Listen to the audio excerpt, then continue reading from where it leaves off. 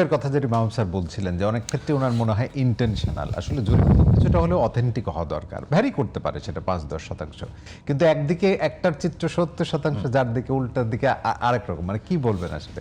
না জি, আসলে এটা স্যারের সাথে আমি একমত যে আসলে এখন এরকম যদি আকাশ পাতাল পার্থক্য হয় তাহলে ওই প্রতিষ্ঠান বা কারা করছে সেটা একটা বড় রকমের। আমরা ঢাকা বিশ্ববিদ্যালয় ডাকসু নির্বাচনের আগে আমরা কিছু কিছু জরিপ পেয়েছি এবং গণমাধ্যমে সেই খবরগুলো এসেছে। হ্যাঁ, বড় বড় পত্রিকার ইয়াতে এটা ইয়ে হয়েছে যে 5-7% হয়তো সাদেক কায়েম ভোট পাইতে পারে বা ইয়া পাইতে পারে, মানে অন্য নাও পাইতে পারে, মানে ছাত্ররাও শিক্ষার্থীরা ভোট দেবে না, ছাত্রীরা ভোট দেবে না, অমুক হবে তমুক হবে, কিন্তু পরবর্তীতে ফলাফল তো দেখেছে, জাতি দেখেছে, সবাই দেখেছে। তো এরকম যদি জনমত জরিপ যদি এইভাবে হয় তাহলে তো এটা দুর্ভাগ্যজনক।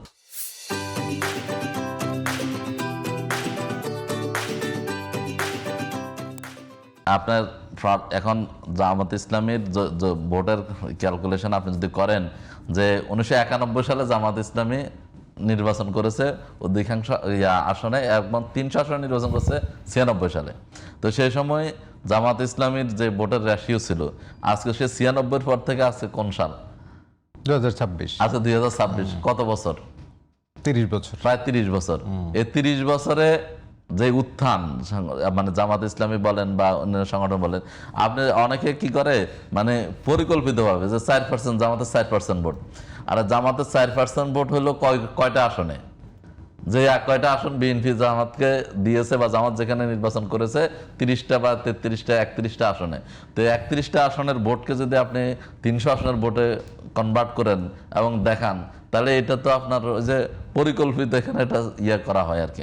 তো এখন মূল চিত্র আসলে কোনোভাবেই উঠে আসে। এরপর দেখেন, আপনি দেখেন এখন তো কয়েকটা ইয়েতে আসছে আপনার 25% বা 30%, 26%, কারো 33%, 31%, যেটা বোঝা যায়। এখন ধরেন এরপরে এনসিপি এখন জামাতের সাথে জোট করেছে, এরপর হচ্ছে যে ইসলামী আন্দোলন বাংলাদেশ জামাতের সাথে জোট করেছে, 11টা দল এলডিপি জোট করেছে। এখন টোটাল আপনি হিসাব নিকাশ করে জনগণের পালস বোঝা বা হচ্ছে যে এটার প্রভাব বোঝা, এখন এটা যদি আপনি সেটাকে অ্যাভয়েড করে আপনি যদি এমন একটা জরিপ দিয়ে বোঝা দেন যে ক্ষমতা সব,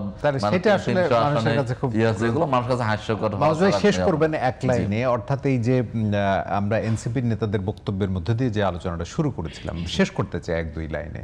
মানে আপনাদের এরকম আশঙ্কা আছে কিনা প্রশাসন একদিকে হেলে পড়লে নির্বাচন হওয়ার দরকার নেই, এরকম কথাই তো আপনারা একমত না? না, মানে কেমন প্রত্যাশা করছেন? এটার সাথে যেমন একমত না, আবার একমত।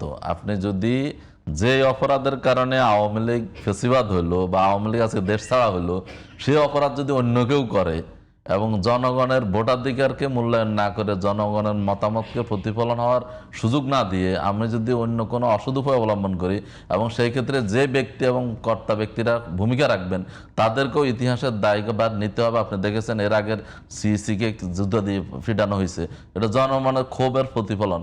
তো এখন আমাদের এখনকার সিইসি বলেন বা যে প্রশাসন আছে, আপনি দেখেন পে স্কেলের জন্য আলোচনা হচ্ছে গিয়ে তারেক জিয়ার সাথে, আসলে উনি রাষ্ট্রপ্রধান বা প্রধান, মানে এই যে আমাদের অতি বাড়াবাড়ি এবং জনগণকে এগুলাকে কি মেসেজ দিচ্ছে, আমরা কোন দিকে নিয়ে যাচ্ছি? তো এইটা কোনো দেশের জন্য, জাতির জন্য কোনো ভালো কিছু বয়ে আনবে না। সুতরাং সবাই মিলে দায়িত্বটা পালন করতে হবে যাতে জনগণের মতের প্রতিফলন হয়। আমরা যদি হেরে যাই কোনো সমস্যা নাই, বিরোধী দল হবো, যদি আরেকজন হারে বিরোধী দল হবে, সবাই মিলে আমরা জাতীয় সরকার করেও রাষ্ট্র পরিচালনার প্রস্তাব। 1 মিনিটে শেষ করবো। সেটা হলো, আমরা বারবার এই আলোচনা করছি নির্বাচনী নিরপেক্ষতা। আপনি নির্বাচন নিরপেক্ষতা একটা ভ্যাগ কনসেপ্ট, এটা হতে পারে না। আপনি দেখতে হবে সবসময় নির্বাচন কমিশন, সরকার এবং আদার্স এবং প্রার্থী রাজনৈতিক দল তারা সবাই নির্বাচনের আইন ফলো করছে কিনা। আমরা কিন্তু সবসময় অবজেক্টিভ হওয়া দরকার।